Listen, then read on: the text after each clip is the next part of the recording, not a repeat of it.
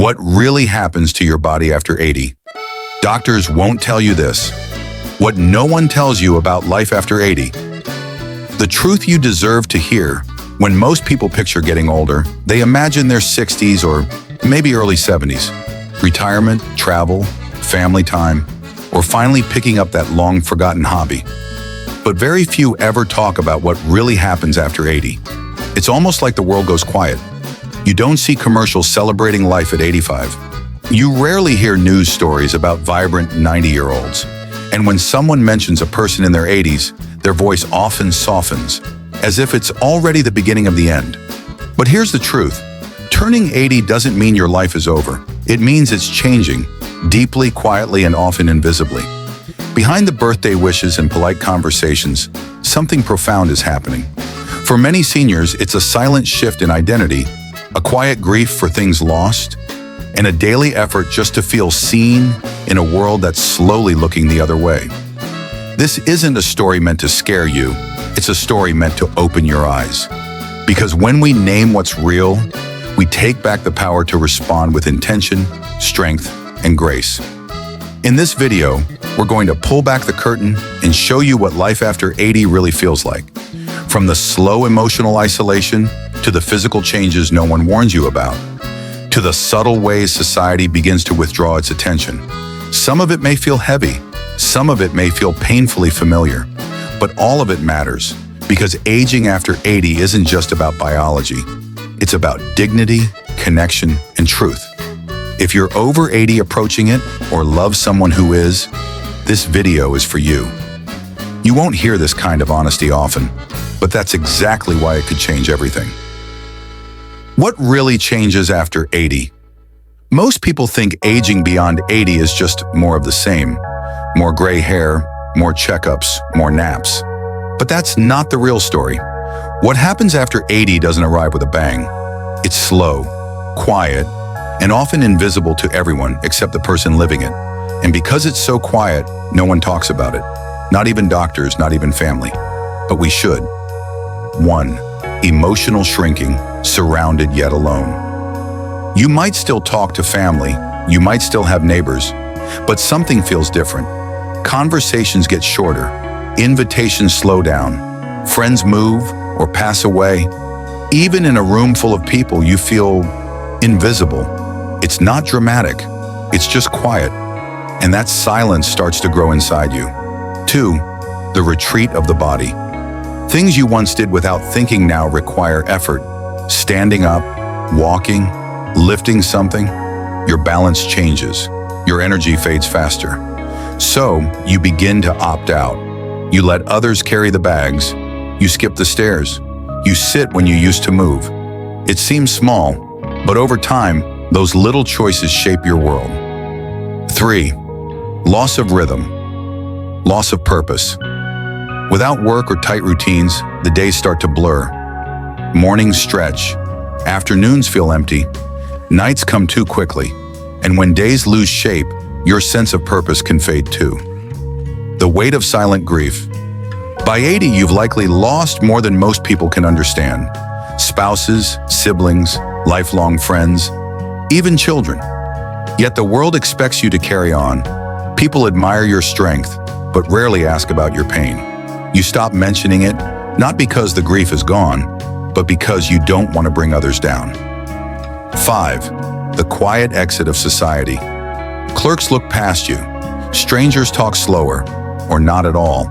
Family visits are shorter, and slowly the world moves on, without you. You start to wonder if there's still a place for you in it. But here's the thing. This doesn't have to be the full story. Knowing these truths isn't about giving in. It's about fighting back with awareness, with small, powerful choices, with community, with purpose. The weight of silent grief. By 80, you've likely lost more than most people can understand. Spouses, siblings, lifelong friends, even children. Yet the world expects you to carry on. People admire your strength, but rarely ask about your pain. You stop mentioning it, not because the grief is gone, but because you don't want to bring others down. 5. The quiet exit of society. Clerks look past you. Strangers talk slower, or not at all. Family visits are shorter, and slowly the world moves on, without you. You start to wonder if there's still a place for you in it. But here's the thing, this doesn't have to be the full story. Knowing these truths isn't about giving in, it's about fighting back, with awareness, with small, powerful choices, with community, with purpose. Because the real danger after 80 isn't illness, it's invisibility. And once we speak that truth out loud, we can start to reclaim something even stronger than youth. Dignity, presence, and meaning at every age. Sign 1. Emotional loneliness, feeling invisible in a full room. One of the hardest truths about life after 80, you can be surrounded by people and still feel completely alone. It's not physical isolation, it's something deeper. It's the quiet ache of feeling unseen. You smile, you nod, you make small talk. But deep down, something is missing. Real connection. Why does this happen? Part of it is how many were raised. Be strong, don't complain, don't burden others. So over time, you push your feelings down. And little by little, that silence builds a prison around your heart. Then comes the natural thinning of your world. Friends pass away, weekly coffee dates disappear, family still visits. But it's rushed, distracted. And because you don't want to seem needy, you say nothing. You just adjust, quietly, silently. Here's the twist. The lonelier you feel, the less likely you are to reach out. You stop opening up. You pretend you're fine. You wait for someone, anyone, to notice what's really going on. And because no one asks, the loneliness deepens, not from a lack of people, but from a lack of true connection. Take Martha, 84, living with her daughter's family. She sees them every day, but between school runs, work calls, and chores, no one really sits down to talk. So she smiles at dinner, thanks them for her tea, then quietly retreats to her room, heart full, eyes empty. If this feels familiar, let me tell you something. You are not broken, you are human. And emotional loneliness, it's real, but it's not permanent. Just one honest conversation, one letter sent, one real answer to "How are you?" can spark a reconnection that reminds you, you still matter, you still belong, you still deserve to be heard. Sign 2, physical retreat, when the body starts whispering no. One of the most difficult changes after 80 is in pain. It's hesitation. You pause before standing. You think twice before stepping into the shower. You ask yourself, is it worth bending down to pick that up? Not because you're weak, not because you're lazy, but because somewhere along the way, your body started saying no more than it said yes. This retreat doesn't happen all at once. No loud injuries, no dramatic decline, just a little stiffness in the morning, a little breathlessness after the stairs, a little fear of slipping on the kitchen floor. So you start opting out.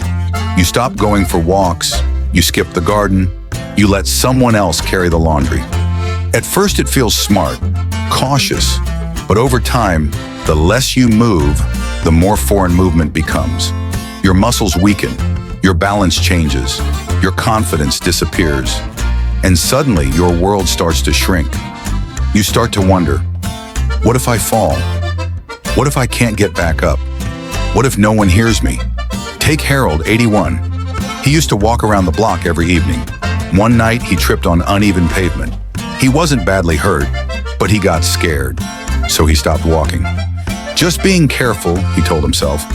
But 6 months later, his legs were weaker, his balance was off, his confidence, gone. Harold didn't stop because he got old. He got old because he stopped. Here's the truth, motion is memory, and when you stop moving, your body forgets how. The good news? The body remembers too.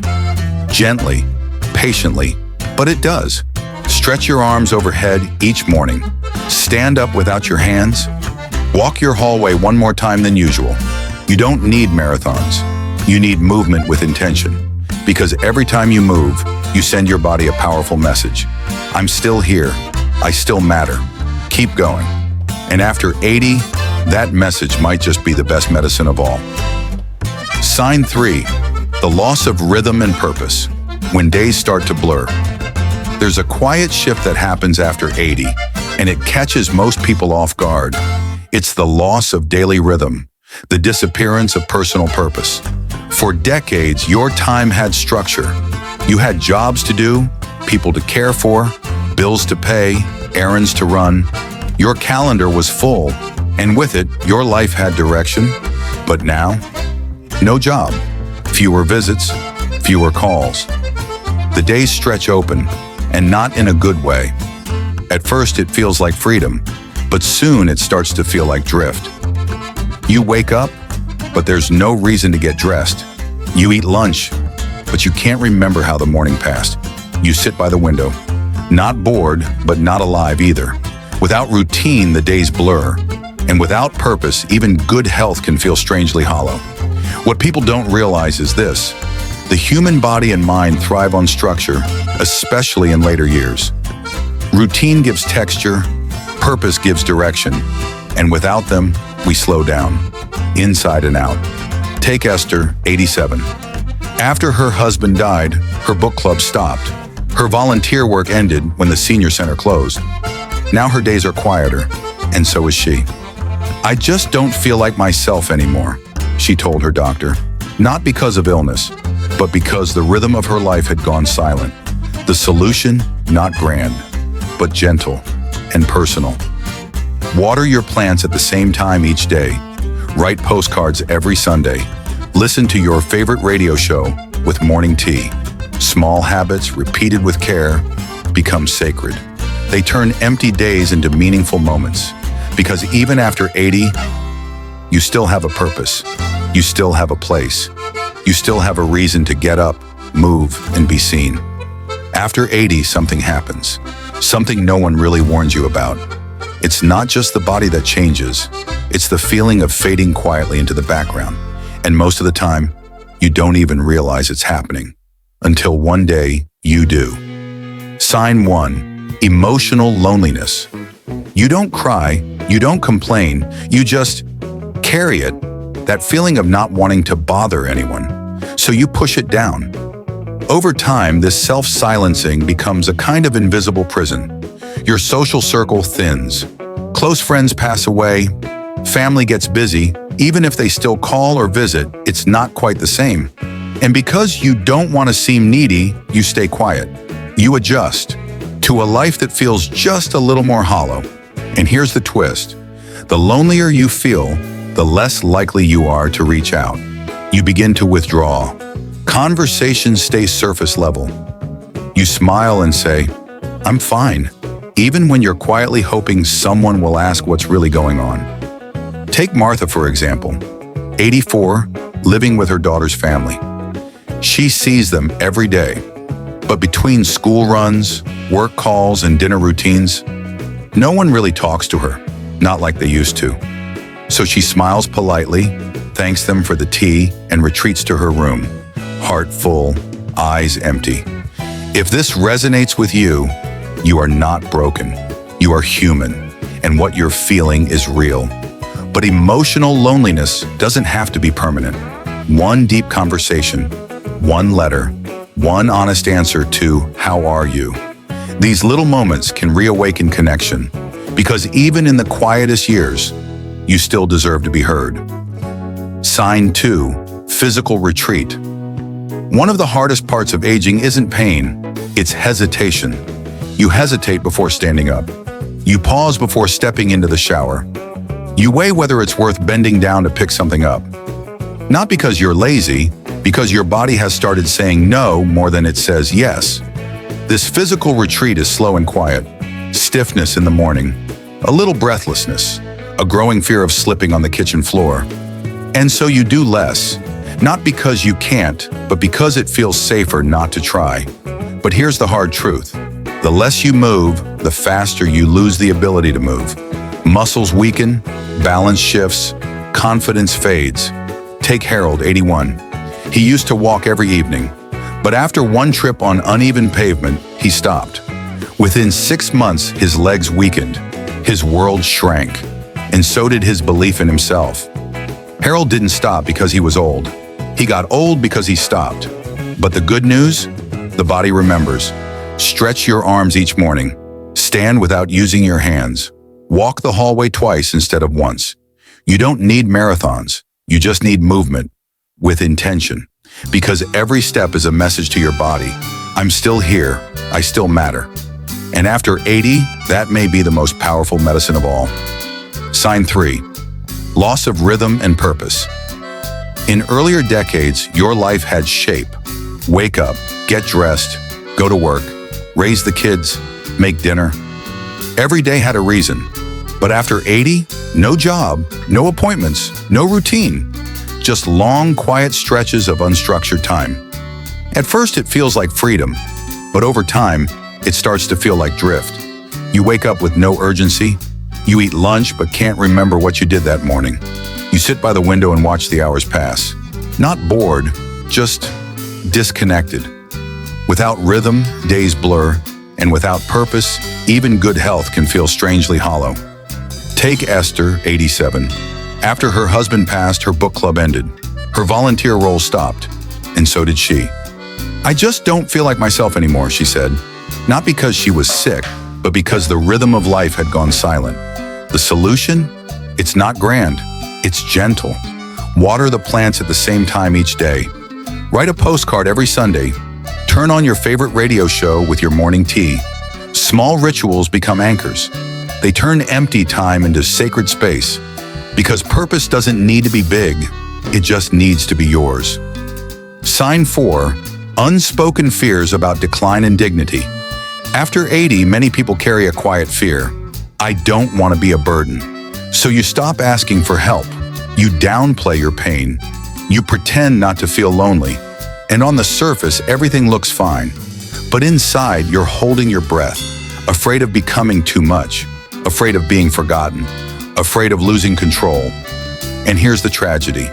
Because these fears are unspoken, they're often invisible. Families assume you're doing well, but inside you're grieving the little losses. No longer driving, struggling with tasks that once felt easy, feeling like your independence is slipping through your fingers. Take Frank, 85. Once a proud carpenter, now he won't ask for help opening a jar. I don't want to bother anyone, he says. But inside, he misses the feeling of being capable. Here's the truth. Needing support is not failure. It's not weakness. It's life. Speaking your fears aloud, even once, can be liberating. It opens the door to real support. It gives others a chance to listen with love. Because after 80, dignity isn't about doing everything yourself. It's about being seen, heard, and supported without shame. You are still you. You are still whole, and your voice still matters. Sign 5, Shrinking World Syndrome. This is the most subtle shift. One day you skip the store because it feels too far. Then you stop going out after dark. Then you cancel lunch plans because the weather isn't ideal. And before you know it, your world has shrunk to a few rooms and routines.